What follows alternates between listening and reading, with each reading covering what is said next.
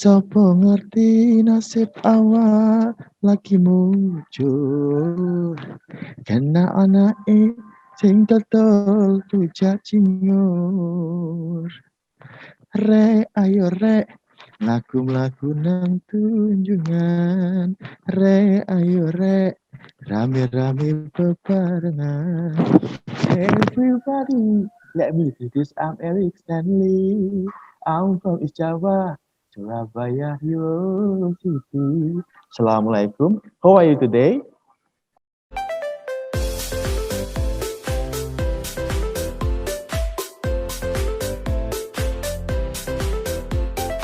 Assalamualaikum warahmatullahi wabarakatuh. Salam sejahtera buat kita semuanya. Salam sehat. Waalaikumsalam Mas. Sehat-sehat Mas. Terima kasih ya.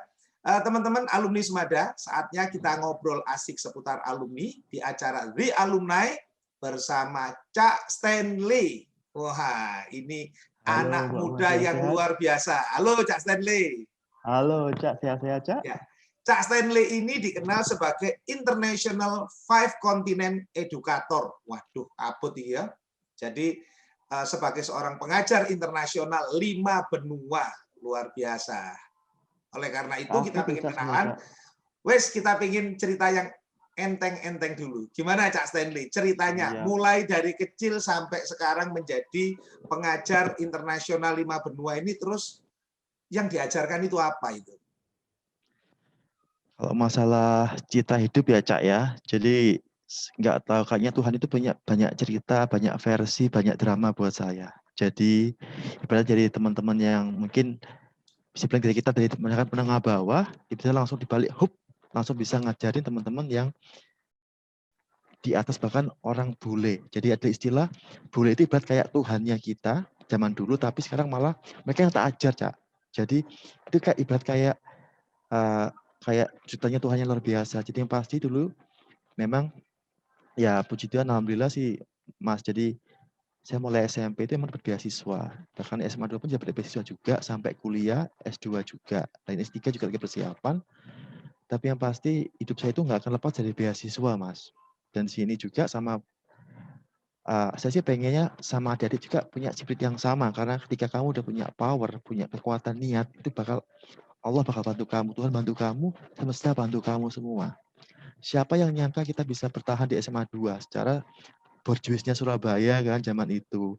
Zaman dulu aja waktu saya masih sekolah itu kan sempat ragu, gowes apa enggak, gowes apa. Tapi karena memang waktu itu saya memang aktivis lingkungan, jadi saya yang gowes waktu itu dari rumah ke sekolah, itu yang sampai banyak shock.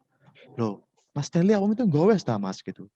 Iya apa Cak, maksudnya ya emang ambil olahraga di bangunnya aku nang fitness kan bayar-bayar mending gaya sepeda aku digawe kayak hikmah nih pahalanya dilakukan kan. Jadi itu saya gowes hari pertama MOS itu langsung setelah saya gowes itu Mas, semua orang itu ikut gowes semua Mas. At least kayak 7 orang. Jadi ibaratnya saya itu kayak trendsetter-nya zaman itu Mas. Jadi nggak ada yang pernah gowes, pas saya gowes akhirnya mereka gowes semua.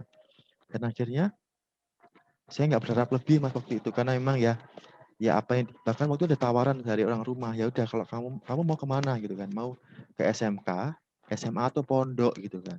Waduh, dan akhirnya setelah itu ini Mas, saya sholat juga dan dalam waktu itu saya bisa masuk SMA 5 juga Mas. Lah kenapa saya nggak masuk SMA 5? Karena saya emang udah ada bakat seni mulai saya waktu SMP, SD. Jadi pengennya bisa kayak Maya Ahmad atau Ahmad Dhani kan. Jadi saya masuk Semada. Alhamdulillah bisa terdidik dengan baik, bisa termotivasi, terfasilitasi Mas. Sampai saya itu pernah suatu saat, yaitu setelah saya masuk tadi itu dengan perkiraan saya pengen bisa kayak senior-senior saya zaman dulu. Alhamdulillah terbimbing di Semada sampai saya waktu itu jadi kayak vokalisnya Semada sampai pernah dikira vokalisnya Big Band Semada. Jadi itu zaman angkatan saya dulu Mas. Bahkan saya waktu dapur mereka lebih tahu saya ketimbang Big Band-nya Semada waktu zaman itu. Ada juga istilah nama band pakai nama saya The Erics. Dibuat istilahnya kayak jadi istilah kayak benar yang kita nggak tahu jalannya Tuhan seperti apa. Yang pasti saya cuma percaya niat baik bakal dibayar dengan yang baik-baik juga. Termasuk pengumuman waktu itu ada Mas, waktu itu MOS juga itu. MOS kan masih belum percaya diri, belum pede ya Mas ya. Masih kayak, aduh aku belum tahu maunya apa. Itu kakak PK saya, pendamping kelas Mas, tanya ke saya, sama orang tamu siapa? Aku ya wedi Mas. Aku no salah apa Mas? Aku sampai bener-bener dingin maksudnya. Aku salah apa Cak iki Cak? Maksudnya kayak yang kok sampai takut orang tuku barang ngono kan. Aku salah aku apa Mas? Dia bilang, dia diem aja Mas.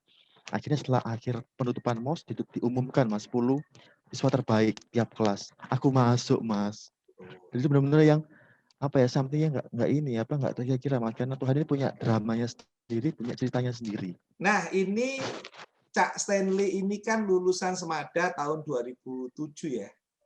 Oke. Ya, berarti masuknya tahun 2004 ya? Saya masuk 2007. Masuknya atau Saya masuk, keluarnya? iya, masuknya 2007 saya lulus. Oke.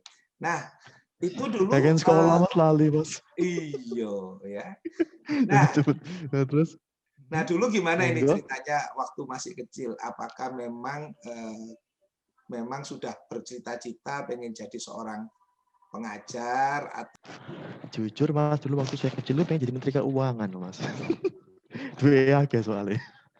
Tapi setelah itu sesuai dengan perkembangan zaman, perkembangan mental, perkembangan kedewasaan, saya kok waktu itu sempat mikir jadi entertainer juga, kayak penyanyi sebagainya. Bahkan sampai yang dikira itu ketika saya mulai balik Indonesia sebagai pengajar, mereka pada shock semua. Karena mereka tahunya sebagai saya penyanyi Mas, bukan sebagai guru gitu. Dan setelah itu, jadi bahkan waktu program Australia pun saya sempat sampai dipanggil nyanyi tiap di pulau-pulau Mas, karena mereka tahu saya sebagai nyanyi bukan sebagai pengajar gitu. Akhirnya mimpi jadi apa? Jadi entertainer, jadi seniman. Nama saya masuk Semada waktu itu. Tapi mungkin karena saya kuat-kuatnya niat kita, tapi kalau semesta nggak mendukung nggak akan ke sana kan Mas. Kok diputerno jadi pengajar Mas.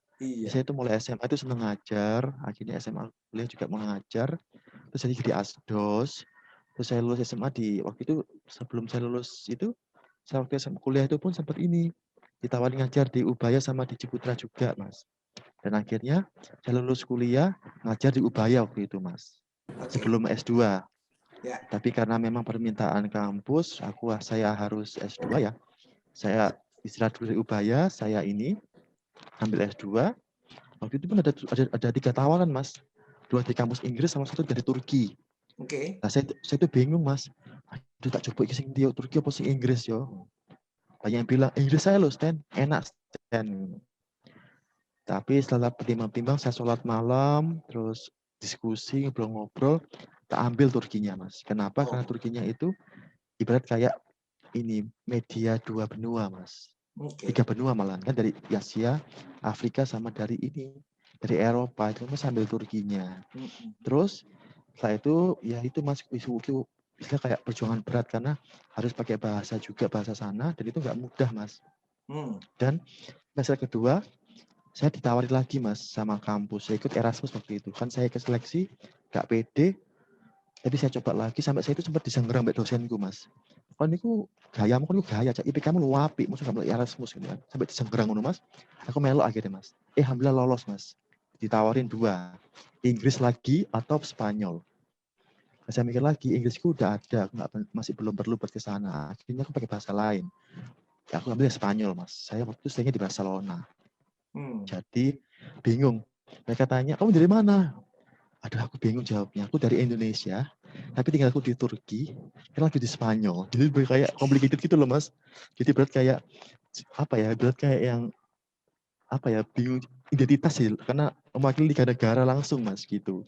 Erasmusnya di Spanyol, S2 aku di Turki tapi aku orang Indonesia. Jadi yang agak dikit ya gimana, tapi yang pasti saya bisa belajar banyak, saya bisa belajar culture-nya orang kayak apa, terus dari bahasa saya bisa tahu karakter orang kayak apa. Itu saya akhirnya terapkan di nilai ngajar saya, Mas. Jadi saya modifikasi ngajar-ngajar saya itu sesuai dengan sistemnya yang ada di dunia ini. Jadi saya kayak contoh. Tapi alhamdulillah kita kan berasal dari Bhinneka Tunggal Ika ya Mas ya. Jadi kadang-kadang satu provinsi aja ada 5-6 bahasa lebih kan. Itu keuntungan saya juga buat saya juga. Itu kenapa saya bisa langsung mixing, saya bisa langsung reading sama mereka juga. Jadi istilahnya kayak ya nggak peduli kamu orang mana pun, penting kamu memanusiakan manusia, aku jadi manusia. Misalnya gitu Mas. Dan Memanusiakan ketika saya manusia. ngajar kan, iya kamu kan jadi manusia gitu Mas. Itu kenapa saya selama ngajar pun nggak masalah di Turki. Saya tetap dengan cara saya yang ceplos-ceplos Surabayaan, tapi tegas, Mas. Jadi istilahnya kayak contoh, kamu bisa ngapain aja terserah kamu, tapi harus tahu kondisinya kayak apa. Case-nya, waktu itu saya waktu di Turki, Mas. Saya ngajar mahasiswa saya, waktu itu alhamdulillah kampus saya di Turki itu kayak UGM-nya kita, Mas. Jadi saya waktu itu S2 di sana, sebelum lulus tawarin ngajar jadi dosen di sana juga, Mas. Bahkan saya masuk itu pun sempat yang saya dikira mahasiswanya loh, Mas. Jadi saya masuk itu duduk-duduk, terus mereka tanya, kamu dari kota mana gitu? Tidak jawab, aku dari sini aja, dari Izmir, kota saya waktu itu Izmir, Mas. Setelah kelas dimulai, Mas, saya berdiri kan. Loh, kamu itu dosennya ta gitu. Dan itu mereka yang banyak celek gitu Mas. Jadi saya itu mahasiswanya, mungkin karena masih kelihatan muda ya Mas ya. Sama saya juga di UBA juga sama Mas. Kira masih mahasiswa juga jadi ngajar. Jadi ya ini akhirnya saya di banyaknya orang-orang yang shock ini saya mikir, saya menunjukkan bahwa anak muda itu nggak selalu dimudahkan gitu Mas. Itu kenapa saya bikin kayak mungkin jangan cara ngajar yang beda dengan komunikasi yang beda, tapi the point. Waktu saya ngajar di kampus itu mereka bisa ini Mas, bisa makan di kelas, bisa diskusi terserah mereka nyantai apa. Bahkan ada yang sampai tidur Mas, itu saya biarkan. Tapi saat kamu tak percaya, kamu harus jawab. Kalau kamu nggak jawab, kamu bisa pulang atau stay di sini. Jadi tadi kan contoh mereka waktu itu ada yang sempat tidur Mas. Tak biarin aja Masnya. Pak Stanley tidur Pak, gak apa-apa. Tak sengaja Mas, tak bikin kayak Bonda Bandi gitu Mas. Tak kena dia Mas, pas tidur tadi itu. Dia pasti tidur kan Mas, kan dia bingung kan. Terus kenapa? Tak tanya ada pertanyaan, di sini apa? Saya nggak tahu, saya tidur Pak. Saya lagi mulai langsung masuk Mas. Kamu di sini tuh buat belajar, bukan buat tidur. Jadi sebagai konsekuensinya, kamu mau nggak mau harus jawab pertanyaan saya. Kalau kamu nggak mau jawab, aku bakal tunggu kamu sampai pulang. Nggak peduli. Dan dia jawab Mas, tapi dia bagian lainnya supaya dibantu dia Mas. Akhirnya dia jawab, ya udah kelar, aku cuci muka, fokus belajar lagi. Jadi lebih ini sih Mas, lebih tanggung jawab meskipun ya mungkin orang Eropa mungkin lebih ini ya Mas. Kadang-kadang lebih to the point ya, tapi juga ada yang dablek loh Mas. Jadi itu kadang-kadang agak beda pendekatannya. Jadi sama ketika saya di ini Spanyol juga sama. Mereka lebih bebas. Mereka lebih menghargai ini kebersamaan sih Mas. Kolombia juga sama. Jadi alhamdulillah background Bhinneka Tunggal Ika saya ini bisa mengerti semua negara Mas. Backgroundnya kayak apa. Jadi lagi ketika kita merasa nggak senang dicubit, jangan cubit orang lain. Ya. Karena ketika kamu nyubit kita, kamu bisa tak emplok, kasarannya gitu loh Mas. Tapi yang pasti apa Mas ya? Ya kalau akademik memang relatif Mas. Tapi yang pasti orang pintar itu nggak semuanya bisa pintar buat kita juga. Jadi yang penting ya bisa berguna aja sih buat sekitarnya.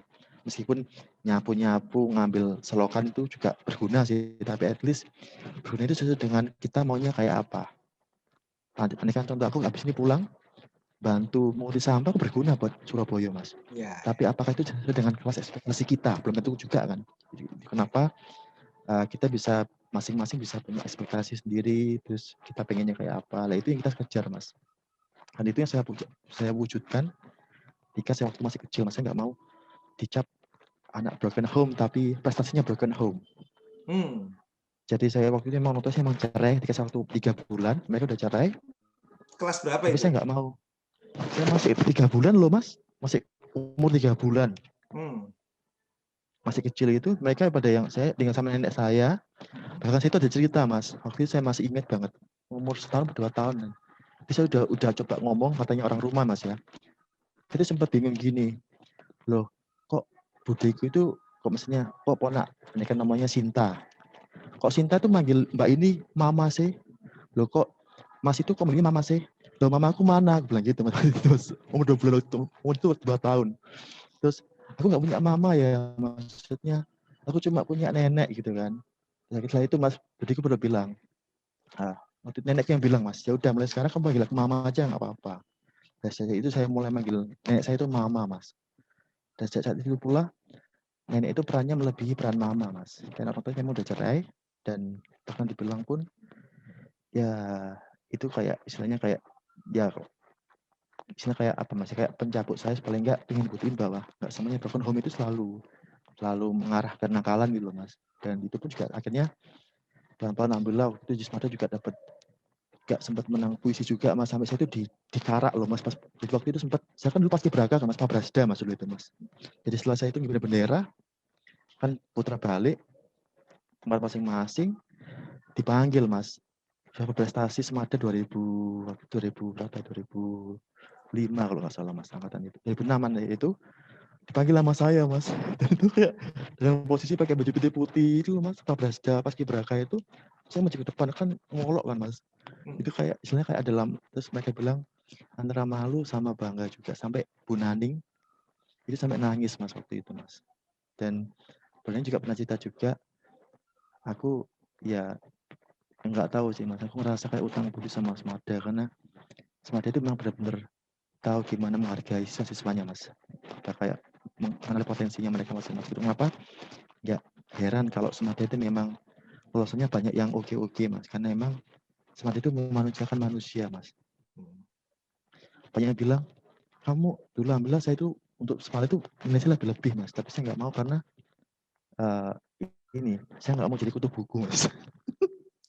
Jadi saya nggak mau belajar aja, terus apa di rumah ngerjain PR. Lah aku sinau tok nyanyi ku kapan, Cak? Gitu kan keserannya, Mas.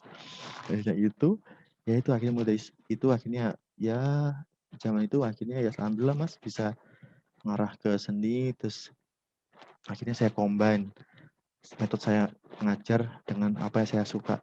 Itu kenapa kalau Mas di kelas saya akan ada namanya karaoke kelas juga, Mas. Itu dari hobi saya. Jadi apa yang saya suka itu akan saya akan coba alurkan ke kerjaan saya. Ya. Karena kalau kita kerja dengan enjoy kan pasti lebih banyak manfaatnya dan lebih gede impact-nya. Ya. Otomatis kalau lebih gede pahalanya sih, Mas. Ya. Gitu. Oke. Tadi hobinya nyanyi, Mas ya. Terus kemudian aktif di kegiatan sebagai aktivis lingkungan. Iya, Mas. Itu sejak tahun berapa itu, Mas, menjadi aktivis lingkungan? Itu saya SMP waktu itu sempat ini, Mas. Saya SMP kelas 2 waktu itu nekat, Mas, ikut lomba penghargaan lingkungan, Mas. Cuma satu aja itu, awalnya kan 2 orang dipilih dari sekolah. Tapi itu kader, Mas. Takut dan sebagainya, mereka nggak mau lanjut. Akhirnya saya coba, Mas, bismillah lah, tak coba DWNI, memang nasibku ya aku dilolosno. Kaget aku, Mas. Satunya dari SMP 29 waktu itu masuk ke 6 besar Surabaya, Mas. Oh, bentuknya seperti apa waktu itu? Jadi waktu itu ini, Mas, kita peserta diharuskan mengingatkan orang lain supaya nggak buang sampah sembarangan. Ya. Terus ini hal-hal SMP loh, Mas, kalau ini pasti keder kan, Mas. Cuma itu tantangan lebih buat saya karena ya at least kita berbuat baik dari hal yang kecil dulu kan, Mas, kayak buang sampah itu di tempatnya, atau mungkin yang rokok sembarangan gitu, atau mungkin ya jaga kondisi sebagainya. Jadi waktu itu emang tantangan gitu, harus ada bukti dari kalau kita udah berbuat sesuatu. Nah waktu itu proyek saya bikin wayang dari daun singkong, batang daun singkong saya bikin wayang. Kenapa saya masuk ke tadi itu Mas? Gitu. Jadi memanfaatkan daur ulang batang daun singkong buat jadi wayang Rama dan Sinta waktu saya Mas bikinnya. Menang waktu itu? Waktu itu karena saya finalnya nervous, saya nggak menang Mas.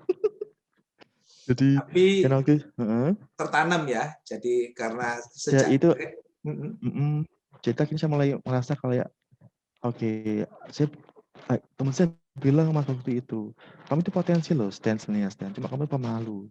Ya kan masih ini sih, ibarat kayak bangun dari trauma kan agak susah ya Mas ya, maksudnya dari orang tua yang memang nggak ada, terus ikut bude yang maksudnya ikut nenek juga, dan orang tua mereka juga keras juga gitu kan Mas.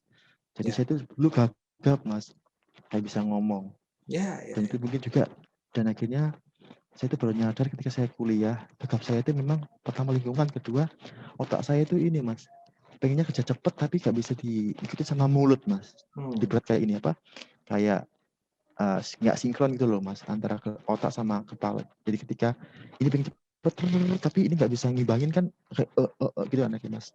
Itu sampai saya SMP, SMA, kuliah kelas semester 2 waktu itu. Bahkan saya waktu itu di Cak Ning dipanggil Cak Gagap. Oh, pernah ikut Cak Danding juga? Iya. Juara? Saya juara 2 sama Cak Persahabatan waktu itu Mas. Sama kayak Cak Adrian. Juara 2 sama Cak Persahabatan. Oh, sama Cak Adrian 2006. Cak Adrian 2006 atau 2009 Mas. Oh, jadi waktu itu, dan saya itu pun nggak nyangka bisa menang itu Mas. Tapi waktu itu kan karena kenapa? Karena jurinya kan dari UNER sendiri Mas, komunikasi. Itu kayak beban juga buat saya Mas, karena lalu nggak bisa terbaik buat kampus, akhirnya harus apa adanya aja. Tapi kok nggak tahu kenapa, kok dimudahkan gitu loh Mas menang itu Mas. Sampai yang waktu itu ada pertanyaan, kau pilih mana? Pacar yang setia apa pacar yang pinter gitu kan? Nah, waktu itu saya milihnya itu pacar yang setia Mas. Kenapa? Karena kalau kita setia itu kita bisa pinter. Nah kalau kita itu nggak pinter, kalau kita itu pinter kita nggak bisa setia. Itu dapat saya waktu kelas semester 2 juga shock juga.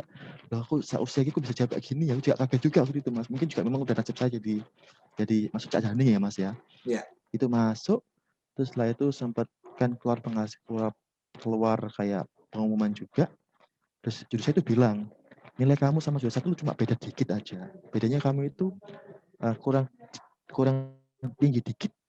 Kenapa kamu kurang bisa masuk ke juara 1-nya? Tapi kita sepakat kok Stan. Kamu itu mulai awal itu udah mau kelihatan nilai kamu itu, dan kamu mulai moncreng. Jadi aku sama dia itu emang awalnya mau kelihatan katanya sih Mas. Dan kita studi itu sepakat kalau kamu itu yang paling cerdas. Itu langsung aku itu pengen nangis Mas, maksudnya seorang dosen yang memang saya takutin terus bilang itu kayak nggak percaya gitu loh Mas. Tapi lagi itu saya pakai buat ini Mas, buat kayak pengembangan diri, latih ngomong dan intonasinya bagus. Akhirnya latihan ngomong tambah seneng ngomong Mas. Dan akhirnya sampai dipanggil kayak asdos juga, sampai akhirnya ya pembicara sebagainya, DMC. Bahkan waktu itu ada event Surabaya Mas, saya dipanggil sama Bu Risma buat jadi ini MC di kapal Silver Legend waktu itu Mas. Jadi kayak benar kayak yang ibarat kayak bongok dan sambulan kayak nggak mungkin kan Mas, orang yang gagal bisa jadi MC gitu kan. Tapi mungkin juga orang-orang juga ya Mas ya. Jadinya bisa kayak ya we have done our best until now. Jadi kayak seperti nggak nyangka-nyangka banget Mas. Jadi ya Tapi yang memang lucu menarik, sih hidup itu Mas. meskipun gagap juga jadi vokalis. Makanya itu loh Mas, aku juga bingung Mas. Kadang ketika aku di panggung itu aku di panggung itu berubah total Mas. Aku juga nggak tahu kenapa. Aku tuh malah lebih malu kalau ketemu 1-2 orang. Kalau aku Sorry, udah lihat orang malu banyak, kalau apa? ketemu 1-2 orang. Kalau aku ketemu sama mungkin kayak di panggung itu aku pede-pede aja loh, juga nggak tahu Mas. Iya. Dan waktu itu presentasi kelas Mada kan pakai ini kan pakai sistem ini Mas, KBK kan ya waktu zaman dulu itu Mas. Itu presentasi Mas, aduh gagapku gak karuan kabeh Mas. Juga nggak tahu kenapa. Tapi ketika saya waktu itu langsung dipanggil mungkin Semada buat nyanyi di panggung itu kayak benar beda Mas, beda banget, itu kayak bukan aku gitu. Jadi menarik ya. malu kalau ketemu orang, tapi kalau sudah di panggung, Iya, itu percaya dirinya muncul ya. nggak tahu Mas. Dan itu akhirnya sampai dibawa ke Cak Ning juga itu, sampai yang aku dikirim ke Malaysia buat promosi Surabaya di sana, Ya. sama terus saya dipanggil sama Bu Risma buat jadi pendamping. Waktu itu ada NBA ke Indonesia, ke Surabaya, saya mendampingi beliau juga waktu itu. Jadi, ya mungkin ini jalannya Allah ya Mas buat bentuk saya. Jadi ya kita nggak tahu gimana orang nasibnya, itu kenapa kita nggak boleh remehkan orang lain Mas. Ya. Ketika kamu remehkan orang lain, kamu akan diinjak sama yang atas, karena yang atas Setuju. itu tidak semuanya. Setuju. Jadi kenapa? Dulu masih ingat Mas, waktu itu sempat waktu kelas 1, saya kan gowes ya Mas ya. Ya. Saya mau lewat Mbak, ada teman saya bilang gini, aku udah PW nih, gue nggak mau lewat, aku males pindah aku mau sana dong stand, aku males sih, aku ya kayak itu kayak apa Mas ya, kayak ibaratnya kayak nggak mau pindah, padahal itu jalan umum loh Mas. Ya. Aku lagi PW di sini, aku nggak mau pindah gitu. Tapi Mas, 2 tahun kemudian kebalik Mas. Dia kayak waktu saya itu lewat kayak, Erik, kamu mau kemana? Bahkan sampai sekarang dia ngaku kalau dia itu ini Mas, suka saya mulai SMA dulu. Itu juga nggak tahu, tapi ya itu memang karena jalannya Tuhan ya Mas ya. Jadi apa ya? Ya ketika kita memanusiakan orang lain, Allah bakal manusiain kita. Ketika kita buka jalan orang lain, Allah bakal buka jalan kita. Kenapa? Ya sepintar-pintarnya orang, kalau kita nggak pintarin orang lain, ya buat apa pintarnya kita? Ya. Caranya gitu sih Mas. Sebelum kita bercerita tentang profesinya Cak Stanley gitu ya, saya ingin dengar dulu mengenai pengalaman di Semada. Adakah kisah-kisah lucu, kisah-kisah unik waktu di Semada yang bisa disampaikan ke teman-teman ini? Karena terlalu banyak kenangan ya Mas ya. Tapi salah satunya itu ketika saya masuk 30 besar LDKS OSIS Mas. Itu saya ngerasa benar-benar kayak kebersamaan, kerja bareng. Terus ketika waktu itu saya menjuri, jadi waktu itu kan sempat kelas 1 SMA itu kan saya dipilih jadi MPK BPH-nya Mas. Jadi waktu itu posisinya senior saya Pak Prasetya itu yang melatih saya, ketika di MPK dia yang saya juri loh Mas. Jadi kayak kebalik gitu loh Mas. Dan itu kayak benar-benar yang lucu ya, maksudnya kayak ya lucu aja itu loh Mas. Maksudnya ketika lihat senior yang waktu sekolah biasa, waktu di Pak Prasetya mereka kayak melunjul saya, tapi di sisi lain ketika di MPK mereka saya melunjul itu loh Mas. Jadi kayak itu agak lucu aja. Terus setelah itu juga ya yang pasti kalau untuk organisasi tadi itu Mas, MPK, BPH, sama OSIS. Kalau masalah ini Mas, yang aku nggak lupa itu guru-gurunya Mas. Itu udah kayak orang tua saya yang kedua.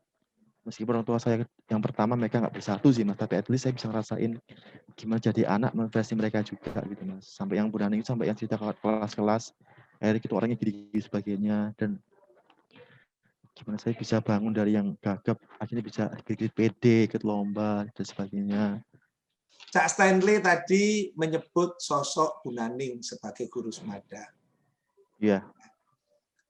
Apa yang istimewa dari Bu Naning dalam kehidupan Mas atau Cak Stanley ini?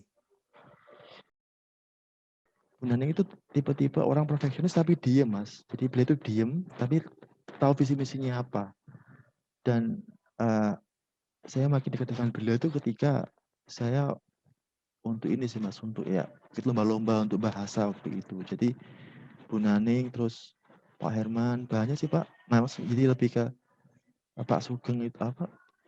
Tapi yang pasti yang buat saya itu yang agak dikit touchable itu yang kayak apa Mas? Bu Naning itu pasti kayak mengayomi itu loh Mas. Dan kayak kita tuh siap buat kamu gitu loh Mas. Jadi ya banyak Mas guru-guru Semada yang luar biasa. Ya mungkin tanpa mereka saya nggak bisa kayak gini sekarang. Tapi yang pasti ya Bu Naning itu sudah nangkap potensi saya mulai saya kecil Mas, kelas 1 waktu itu. Jadi saya kini diarahkan, terus saya tuh sampai ganti puisi sampai 5 kali 6 kali itu loh Mas, demi bisa ikut lomba itu. Dan beliau itu dengan senang hati membantu gitu Mas. Jadi tadi itu juga akhirnya meskipun dulu saya waktu SMA juga aktif, nggak cuma di bahasa aja, tapi juga di ini Mas, di IBO, International Biology Olympiade juga waktu itu. Tapi yang pasti saya nggak bisa bilang banyak, tapi cuma matur nuwun Bu Naning, Allah yang balas semuanya. Oke, S1-nya di komunikasi UNER, kemudian S2-nya Saya di EG University Turki sama Di di ini Turki Mas, di S2-nya ya. Spanyol. Ya sama Kemudian di Erasmus Spanyol. S3-nya. Saya lagi ini Mas, lagi belum fix sih Mas, cuma ada tawaran dari kampus Kanada sama US juga Mas. Ini luar biasa ini ya. Jadi seseorang yang punya pengalaman masa lalu tidak sebagaimana dilalui oleh anak-anak yang lain, kan begitu ya Mas ya. Tetapi bisa Ya meraih Mas. kesuksesan hingga menjadi International Five Continent Educator. Itu Abot Mas. materinya apa itu Mas? Yang diajarkan itu materinya apa? Jadi Mas, kata dekan saya itu Mas, namanya beliau Pak Agustinus. Beliau sekarang dekannya kampus saya IHTB Ciputra Mas. Oke. Mas Stanley, kolamu iku wake kolamu iku Mas. Loh kenapa Pak? Kalau awalku Inggris iso, komunikasi iso, tourism iso. Inggris, awalmu sertifikasi ke Harvard. Komunikasi, backgroundmu memang komunikasi. Lah tourism, awalmu cak ning. Ya. Jadi akhirnya itu yang ya tiga bidang tadi itu Mas saya berusaha jual ke teman-teman bahwa Inggris itu nggak membosankan kok. Jadi ketika mereka waktu saya ada diwawancara sama dari Spanyol waktu itu, mereka bilang, apa bedanya kamu sama yang lainnya? Saya pengen mengajarkan kelas yang berkualitas, tapi nggak kaleng-kaleng. Maksudnya dulu, jadi kita hasilkan game dari Harvard, dari MIT, dari Berkeley juga, tapi dengan gaya yang nyantai, komunikatif. Karena ketika semakin kamu komunikatif, semakin kamu bisa ngenak ilmumu ke yang lain. Ya. Itu sih Mas. Materinya tentang apa Mas? Lebih materinya Mas, jadi kayak contoh apa itu tourism, apa itu strukturnya Inggris, apa lexical sebagainya itu Mas, lebih ke kayak ya memang kayak kita memang ngajarkan juga. Maaf, ini bukan corona Mas. Jadi itu lebih ini apa lebih ke kayak pengajaran pada umumnya kita ngajar di kampus sih Mas, kayak ini kan kayak social media development atau mungkin analisis konteks. Jadi memang komunikasi yang memang lebih ke ini Mas, corporate ya Mas ya. Corporate Communication. Corporate. Iya. Jadi karena kan saya mulai S1 kan memang ambil PR sama komunikasi sama media. Terus jurusan S2 saya itu lebih ke public relations sama promotion. Oke. Jadi saya ambil lebih ke korporasinya. Lah mereka dia bilang, "Stan lah om kerja iku duitmu wake." Gitu. Aku mau melok uang Mas, aku pengen perusahaan dewe Mas. Makanya aku bikin seperti itu. Jadi ya ini kenapa saya juga dikit-dikit kayak bikin platform startup juga namanya Niti Bahasa Mas. Jadi itu yang saya dapatkan dari tadi itu, kemampuan saya itu ngajar tadi itu ini supaya kita bisa ngajarin teman-teman di luar sana 10 bahasa lebih, tapi yang ngajarin itu orang-orang disabilitas sama yatim piatu Mas. Sebagai Ya. orang yang punya kemampuan lebih dari satu bahasa atau polyglot, ada berapa bahasa yang dikuasai dengan baik oleh Mas Cak Erik Stanley ini? Kali ini Mas ya, maksudnya karena saat ini sih Spanyol Mas sama Turki karena memang kita so far sempat ada proyek juga sampai kan tetap lanjut Mas. Tapi kalau kan saya bikin presentasinya yang paling oke sekarang pasti Inggris Mas, karena saya memang kerjaan saya sama partai India sama US juga sekarang. Ya. Terus kemudian karena saya lupa bahasa Indonesia juga. Terus Jawa Jawa. barang. Ya Jawa, kromo Inggris, kromo alus, kromo madyo. Terus itu pengecualian Mas, itu memang bahasa official. Terus ini Mas, ya ini apa? Spanyol, Turki, Perancis, sama Melayu Mas. Ini akibat bertahan hidup Mas, supaya bisa bertahan hidup di tanah Tuhan harus bisa bahasanya Tuhan juga Mas. Ya, coba memperkenalkan diri pelan-pelan ya karena pakai masker, tapi pakai bahasa Turki. Siap. Selam napıyorsun, benim adım Erik Stanley, ben de Indonesia'dan geldim, Surabaya dan geldim.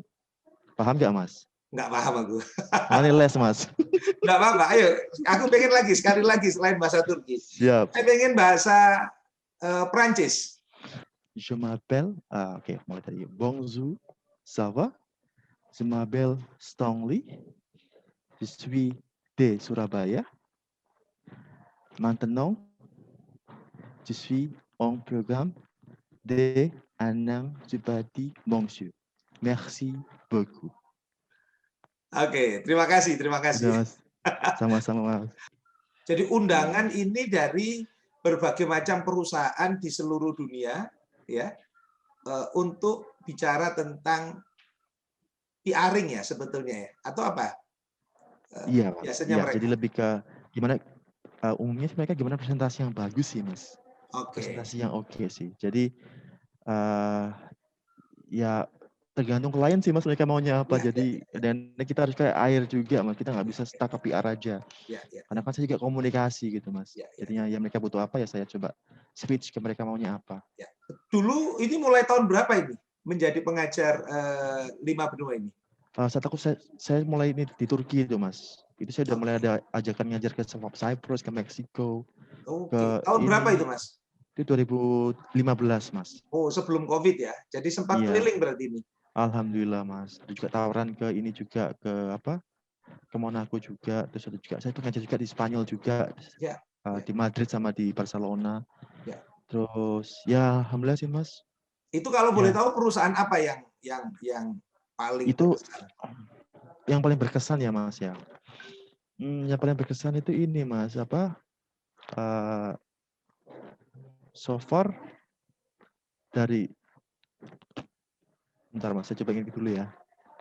Yang dari Ekuador, Mas. Karena waktu itu saya datang karena merasa undangan sebagai pengajar, Ya, tapi mereka lihat CV saya, terus lihat cara ngomong saya yang belak-belakan ceplas-ceplos. ya, ya. Dan mereka malah nawarin saya jadi ini, Mas, jadi kayak CEO yang mereka juga, Mas. Oh, Jadi itu kayak yang awalnya saya itu pengen jadi pengajar, tapi lihat ini saya malah dilatih jadi tentang manajemen administrasi, terus guru. Akhirnya ya udah kamu sama kita aja, nanti kamu mengatur percabangan di Ekuador, nanti bisa expand ke Latin Amerika yang lainnya gitu. Kayak aku tuh speechless loh, kayak it's amazing. Maksudnya kayak aku nggak tahu, Mas ya, maksudnya ya tapi at least juga yang bikin seneng itu saya juga pengajar pertama di Latin Amerika, Mas, karena kan jarang ada orang Asia yang ke sana. Jadi di sisi lain saya seneng, di lain juga saya merasa kayak down karena saya kan bawa image Asia ya, Mas ya.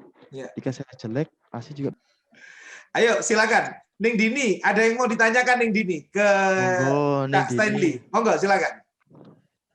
Kak Stanley itu gimana caranya bisa bahasa banyak? Saya belajar bahasa Inggris saja nggak pinter-pinter. Loh, praktek sih, Mbak. Kasarannya Nggak kayak iso. kenapa orang Jawa itu bisa ngomong Jawa lancar? Karena kita di lingkungan Jawa, Mbak. Jadi semakin kita pakai 5 indera itu makin gampang belajarnya, Mbak. Kenapa di sekolah itu sampai susah gitu? Kenapa? Karena kita cuma pakai visual aja, Mbak.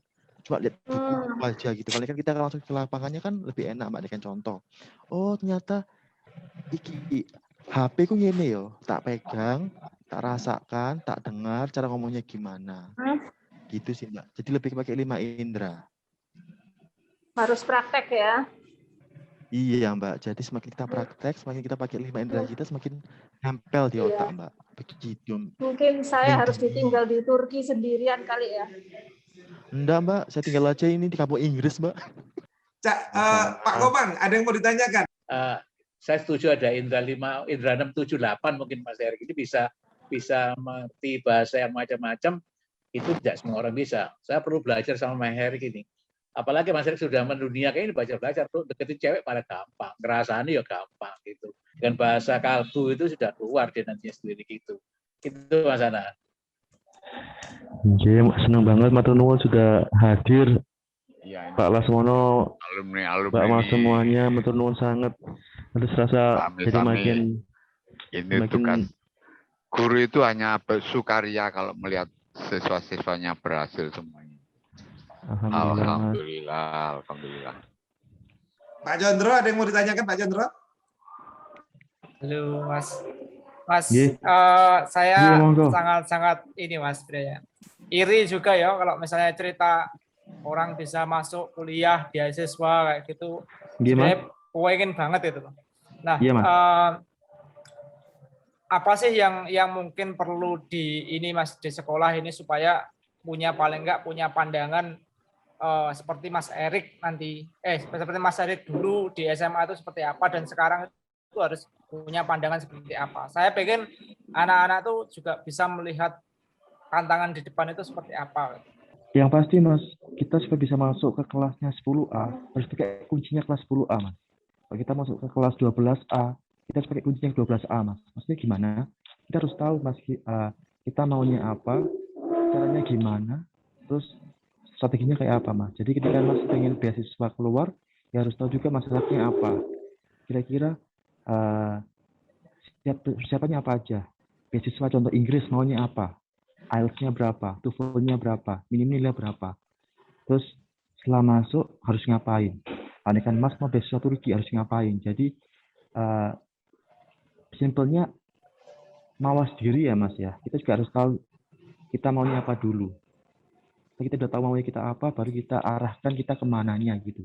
Karena Mas nggak bisa masukin kuncinya kelas 10.4 ke kelas 12A itu nggak bisa Mas. Atau mungkin kelas 12A ke 10.4 nggak bisa. Karena kan itu beda program, beda ruang, beda kelas. Jadi yang pasti supaya adik-adik bisa, kalau bisa sih Pak mungkin kelas 10 ya Pak ya. Karena kan kita itu orangnya cerdas tapi nggak pinter Mas. Maksudnya gimana? Kita kurang tahu kita maunya apa Mas. Jadi itu kenapa kita kadang-kadang terlalu banyak fokusnya tapi nggak jadi semua Mas. Mulai dari SD contohnya kita dikasih makanan IPA, IPS, oke bagusnya sih kita memang bisa makan semuanya Mas. Tapi kan nggak semua orang bisa menerima fisika atau kimia kan Mas. Maaf Pak Mas Monongge, saya bisa terima fisika kok, kimia kok Pak, tenang aja Pak. Saya fisika nggak bisa Pak. Jadi dia masih bisa, tapi yang pasti Mas fokus ya Mas. Maksudnya mulai dari kecil pengembangan dirinya kayak apa. Kenapa Cina itu bisa sampai luar biasa gitu? Karena dia mulai kecil disiapkan Mas buat jadi atlet. Dan kenapa orang-orang India itu bisa jadi keren IT-nya? Karena mulai kecil disiapkan IT-nya mereka. Kita ya mungkin efek sampingnya kita bisa belajar semua hal Mas, gampang. Dan banyak orang Indonesia pintar-pintar di luar sana Mas. Tapi mereka itu tahu setelah mereka kuliah Mas. Dan itu sayang banget, Indonesia itu udah terlambat banget. Andai kan mulai SD udah mulai diarahkan, dan itu udah tahu mereka maunya apa, dikasih lomba kan tambah moncreng Mas di Indonesia. Jadi itu sih Mas. Kalau teman-teman SMA 2 mungkin ya mereka lebih tahu dulu. Mereka itu kayak apa sih Mas maksudnya. Mungkin beberapa ada orang yang mungkin borjuis juga Mas. Tapi yang lagi dengan Fuji ini kira-kira apa sih manfaatnya buat kamu gitu kan. Ya orang beda-beda Mas. Menurut mereka sukses itu mungkin punya mobil 5. Sukses itu mungkin bisa makan di SMP 1. Sukses itu mungkin bisa makan di McD. Tapi itu semua kan dengan orang masing-masing ya Mas. Buat saya sukses itu ketika saya bisa approach apa yang saya dapetin dari tahun lalu Mas. Gitu. Jadi ini kan tahun lalu saya nggak pernah webinar itu Mas ya. Tahun ini saya sukses karena saya udah ambil isi webinar gitu sih Mas. Jadi lebih ke ada peningkatan sih Mas gitu sebenarnya. Kayak main tuh 2013 saya waktu awal itu saya sempat ini. Saya mikirnya dari Indonesia dulu, Asia, terus lebar ke Afrika, terus ke Eropa, akhirnya sampai ke Latin Amerika. Sampai ke sebagian, jadi sampai ke 5 benua itu Mas. Jadi ya emang efek sampingnya memang harus bangun malam juga ya Mas, karena kan jam ini sini sama saya beda-beda. Tapi lagi itu memang nikmat. Tapi lagi kalau kita memang sudah tahu kita maunya apa, kita passionnya apa, aku senangnya ngajar, aku ngajar jam 3 pagi pun nggak masalah Mas. Jam 4:30 pun aku bangun nggak masalah Mas, karena aku seneng. Gitu. Jadi ketika kita udah senang itu akan mengalahkan semuanya sih Mas. Gitu. Kenapa saya nggak mau? Iya, bukannya nggak mau Mas ya, masih belum terbuka. Ya belum tahu, mungkin PNS mungkin juga oke, tapi saya juga perlu juga untuk riset lebih lanjut lagi sama PNS. Tapi yang pasti ya kalau ini kan ada pendidikan untuk PNS kenapa enggak gitu Mas. Tapi yang pasti sini ya know yourself, because if you know yourself they will know you. Jadi ketika mereka udah tahu kita maunya apa, kan bakal terkeluar tuh auranya Mas. Nah, mereka tahu kita Mas gitu. Saya so far mesti kerja nawarin saya Mas, bukan saya nawarin kerja Mas. Karena memang udah kelihatan Mas, nggak bisa bohong.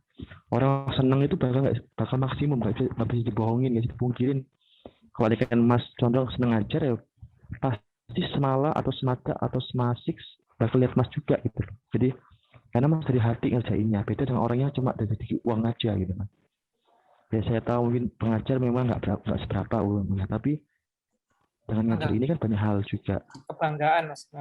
Iya Mas, jadi apalagi ketika saya tuh nangis Mas ketika saya tuh lihat ada murid saya, mahasiswa itu dia jadi kerja di Garuda Indonesia Turki Mas, atau dia sudah pindah tinggal di Rusia itu kayak, atau tinggal di US itu kayak benar-benar ini nggak bisa bayar kayak $1 juta no kasarannya mas, karena itu lebih ke kontribusi ya mas ya. Dan apalagi ketika saya waktu itu ke Turki itu pada yang banyak posting gitu kan, kayak yang Turki butuh kamu stand gitu, kayak aduh.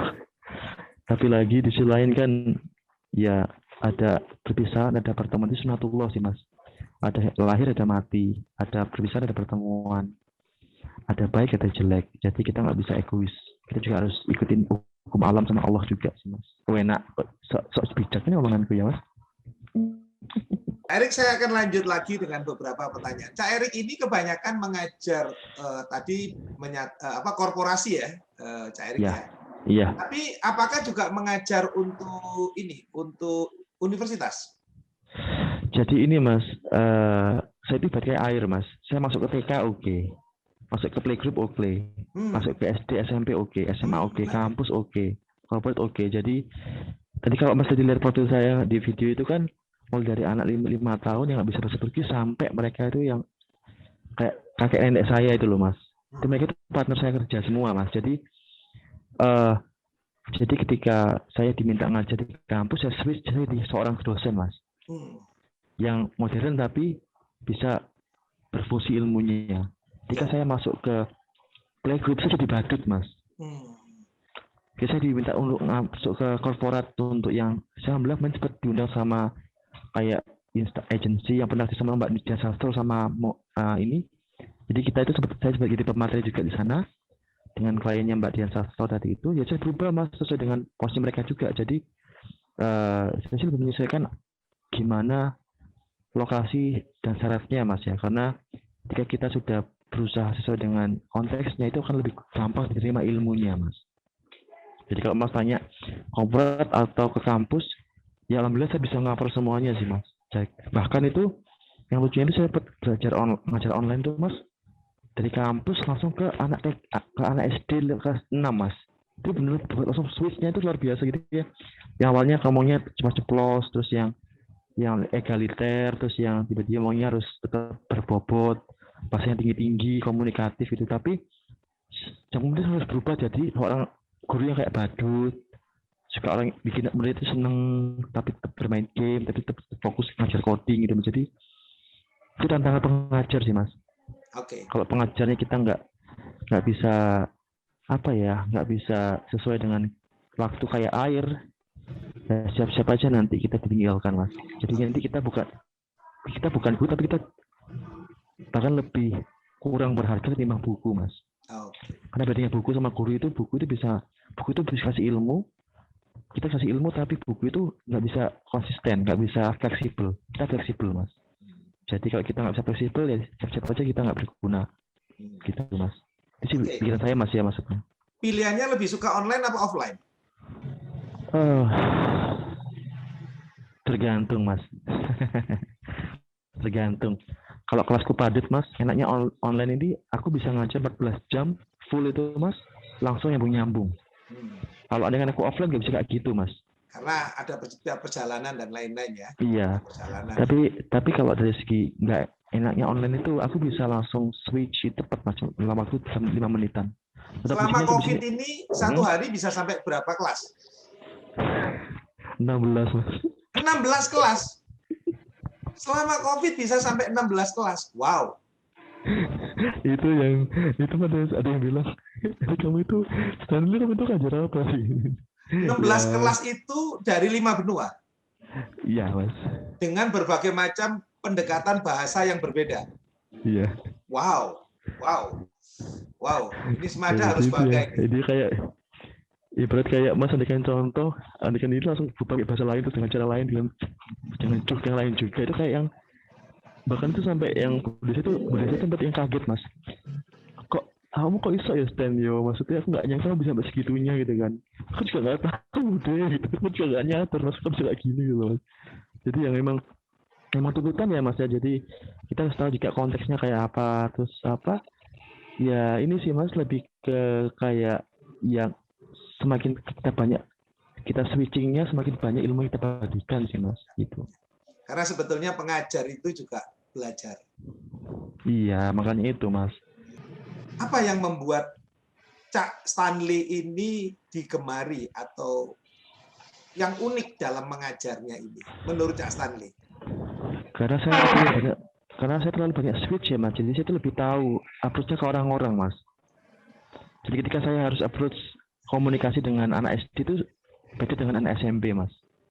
Ketika saya ngajar dengan anak kuliah itu beda dengan anak 5 SD. Jadi mereka sih mau mikirnya sih bahkan sampai jadi tuh ada sampai yang kelas dari Malaysia itu ngirimin saya paket Mas. Karena merasa terima kasih udah ngajar. Bahkan dari Bandung itu ada kiriman paket ke saya juga Mas. Terima kasih udah jadi awesome teacher atau apa gitu. Jadi ya apa ya Mas, saya sih tetap lagi saya tahu apa potensi saya dulu, saya suka apa enggaknya, itu saya sesuaikan dengan apa yang saya lakuin Mas. Jadi mereka umumnya sih bilangnya saya lebih dinamis ya Mas, saya nggak tahu lagi ya Mas ya. Tapi yang pasti saya berusaha menyesuaikan aja sih Mas. Karena nanti itu ketika saya belajar untuk mengajar itu saya akan dapat banyak hal juga sih Mas. Gitu. Saya bersama Pak Condro, bersama Pak Yudo, kita berusaha untuk membuat video ini untuk mempersiapkan agar adik-adik ini siap Amin. menghadapi Indonesia tahun 2045. Amin. Artinya alumni Semada harus hebat di tahun 2045 dan harus lebih bermanfaat lagi buat bangsa dan negara ini. Amin. Apa pesan-pesan yang ingin disampaikan Cairi untuk adik-adik alumni Semada supaya mereka bisa lebih berkarakter dan lebih berprestasi? Lagi ya Mas Anang ya, simpel aja, tahu aja diri sendiri Mas, jangan sok tahu. Jika kamu tahu diri sendiri, itu akan lebih berguna buat yang lainnya. Ketika kamu sok tahu, jadi know yourself. Adik harus tahu adik itu seperti apa. Mas contoh adik sukanya apa, nggak sukanya apa, nyamannya apa. Nah, dari situ kita bisa tahu gimana kita akan belajarnya nanti. Mas juga kalau pemilihan kelas juga untuk IPA dan IPS dan sebagainya. Maka memang nyamannya di bahasa, ya kenapa enggak? Asal kan harus benar-benar ada buktinya. Jangan asal pilih-pilih aja. Jadi kalau emang kamu pengen jadi seorang diplomat atau mungkin seorang poliglot, masuk bahasa itu bukan pilihan salah kok, Dek.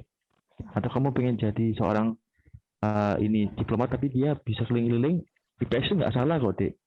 Atau kamu jadi ilmuwan, IPA juga nggak salah. Jadi ya adik harus tahu sendiri adik maunya apa, dengan orang tua mikir bareng kira-kira maunya jadi apa. Apa yang ingin disampaikan Cak Stanley untuk guru-guru Semada? Matur nuwun, Bapak Amisi Pak Wasmono nggih. Ya masih ini tetap jadi amazingnya Semada aja, terus jadi hal luar biasanya Semada karena Bapak Ibu sudah luar biasa. Dan mohon tetap karena so far pun saya kok speechless ya. Ya lebih ke tepos liro ya Pak Mas Anang ya, karena semakin kita tahu siapa yang kita hadapin, mereka background-nya kayak apa, kita akan lebih tahu mereka kayak apa dan kita akan lebih tahu mereka cara kembalinya kayak apa. Jadi selain memanusiakan manusia, juga mungkin mengenal lebih dekat juga penting juga, karena kita nggak akan pernah tahu murid itu background-nya kayak apa. Bisa jadi dia pakai topeng di depan, tapi dia punya miskin di belakang. Maksudnya dalam hal moral. Jadi mungkin, dan saya mungkin nggak pernah, mungkin apa ya Mbak Mas, saya yakin kok guru Semada sudah tahu dengan sangat baik gimana murid-muridnya. Tapi yang pasti, ya jangan takut jadi orang baik, jadi guru baik, karena saya yakin guru baik itu akan menghasilkan bunga-bunga baik lain di masa depan. Amin. Apa mimpi Cak Stanley yang belum tercapai? Ini sih Mas juga saya ada platform itu, jadi yang saya pengen bisa mengayomi anak yatim sama disabilitas. Niti bahasa itu ya? Jadi ini awalnya kita itu bikin ini tuh karena saya nggak mau lupa bahasa 5 bahasa saya Mas. Tapi saya tetap ajar teman-teman yang lain juga. Tapi akhirnya kita switchingnya memberdayakan anak mahasiswa. Tapi kok kurang efektif ya, dan dengan banyaknya 15.000 anak yatim piatu di Indonesia yang mereka pintar-pintar tapi nggak ada wadahnya, atau mungkin 260.000 disabilitas di Indonesia mereka nggak ada wadahnya juga. Itu kenapa kita ubah ini jadi tempat berkaryanya yatim itu sama disabilitas. Jadi mereka masuk akan kami ajarin Mas, gimana ngajar yang oke, yang baik. Jadi ketika kita masuk itu jangan kaget Mas, kalau nanti yang ngajar itu orang yang nggak lihat tapi dia bisa bahasa Jepang, atau mungkin orang yang ketika masuk ke kelas kita dia itu orang ini, orang apa, tunarungu gitu. Jadi platform ini memberikan ruang kepada orang-orang yang punya masalah disabilitas, gitu ya, dan supaya mereka bisa mengajar juga. Iya, dan harus mengajar, Mas. Oh, harus mengajar. Syaratnya kami kalau pengen gabung di bahasa, jadi yatim piatu dulu atau disabilitas dulu baru jadi pengajar kita. Karena terus ini yang memang fokus. Diajarin nanti kita Mas Cak Erik yang akan mencari kliennya. Jadi kita alhamdulillah sih Mas, kita klien kita dari Ciputra ada, terus dari Kampung Inggris kita udah gandeng beberapa organisasi juga. Jadi kita klien tetapnya Ciputra juga, Kampung Inggris, terus kayak kita di Jawa Barat juga ada klien kita, dan ini juga UNES juga sudah jadi klien kami juga. Jadi yang pasti Niti Bahasa NITI BASA ini Mas, ini misalnya kayak kita sudah ya kolaborasi dengan banyak organisasi juga, termasuk kita terpilih Mas sebagai top 9 se-Asia Mas. Jadi waktu itu saya tiba-tiba langsung awalnya kan ini saya tuh nggak nyangka Mas, nggak nyangka sumpah gitu. Saya tuh pulang dari Aceh waktu kan di pembicara, terus kasih link, saya ikut situ, coba Mas siapa tahu bisa bantu gitu kan. Saya ikut apply Mas. Wawancara malah gini Mas, ya udah Mas, kamu nggak usah cari pitching ya, kamu jadi pemateri kita aja ya gitu. Wah gitu kan. Jadi karena kamu udah social planner gitu. Terus itu kita akhirnya itu ada waktu itu di Taiwan Mas, kan ada undangan. Saya pikir ya biasa-biasa kan Mas. Ternyata Mas, dosen-dosen Mas, dan itu ratusan orang Mas. Dan itu kita diumumkan sebagai Best 9 ini Best 9 startup Asia Mas. Jadi saya merinding sama Nepal, Thailand, dan itu Indonesia di situ ada namanya ini di bahasa Mas. Dia kayak mulai yang wow gitu loh Mas. Dan saya bilang ke mereka, ya ini cara kami buat memanusiakan manusia. Jadi ketika kita anggap mereka manusia, mereka juga punya hal juga untuk berkarya juga. Dan ini visinya di bahasa gitu Mas. Tentu tadi saya merasa kayak saya itu jujur waktu itu saya kan seleksi Mas ya. Kan dia masuk itu aku itu lihat kakak Mas. Jadi itu kayak aku pengen nangis Mas. Jadi itu kayak ini. Saya tuh lihat mereka itu kayak ini loh Mas. Di kakaknya itu mereka kok beda kakaknya mama sama punya aku gitu Mas. Itu mereka nggak ada orang tuanya Mas. Jadi itu masa kayak yang oke, tapi IPK-nya bagus-bagus Mas. 3,5, 4 gitu. Tapi ya gitu. Itu agak dikit. Terus apalagi ketika teman-teman tunanetra bisa pakai OVO Mas. Itu kayak apa ya? Terus aku ajarin apa Mas bikin OVO kayak apa Mas gitu. Itu beda gitu Mas. Senang itu kayak nggak jadi kamar. Apalagi kita bisa bikin anak-anak yatim piatu bisa berkarya sendiri itu kayak itu loh lebih dari rasa bahagia Mas. Meskipun dan itu motivasi saya buat cari soal itu saya cari klien Mas. Jadi karena saya merasa teman-teman dalam saya ini saya punya anak yatim piatu sama disabilitas yang perlu kami ayomin Mas. Jadi bukan dari segi masalah materi tapi lebih ke mental juga Mas. Karena dan kami juga mau gandeng organisasi di Malang yang mereka itu adalah ini Mas, teman-teman yang nggak diakui orang tuanya, anak haram kasarannya Mas. Jadi itu kita akan gandeng, kita akan ajar mereka juga. Jadi saya akan berdayakan mereka juga supaya gabung dengan kita. Karena meskipun kamu anak haram, kamu bukan anak haram di mata Tuhan. Jadi menjadi trainer Mas ya? Iya bisa jadi trainer juga sih Mas. Tapi yang pasti sih lebih memberdayakan teman-teman ini sih Mas, supaya mereka bisa ngajar, bisa berguna buat sekitarnya. Karena kan beda kan Mas ketika di kelas itu ada yang orang-orang tunanetra ngajar di kelas gitu. Nanti Mas bisa lihat di IG-nya juga kok. Kami juga ada beberapa webinar juga di sana. Jadi mereka itu ada kita bahas anak yatim jadi CPNS Mas. Ada juga yang anak yatim jadi jadi kayak belajar di Swedia. Jadi banyak Mas.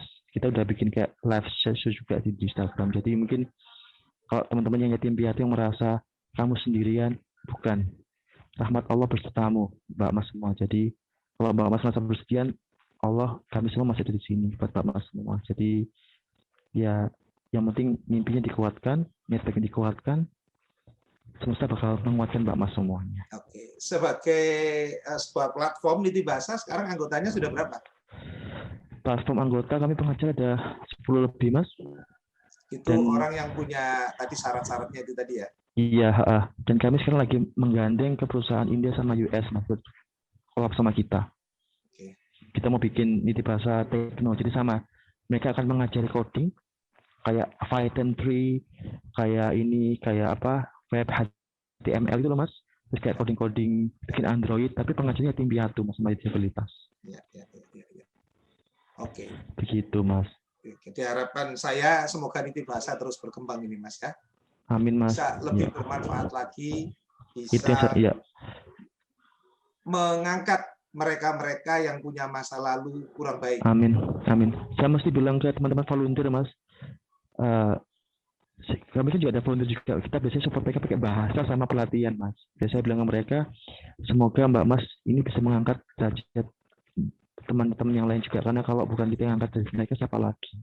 Hari ini kita sudah berbicara banyak dengan Cak Stanley, Cak Erik Stanley, alumni Semada 2007, dan dia sekarang sebagai pengajar di 5 benua, sehari bisa sampai 16 kelas.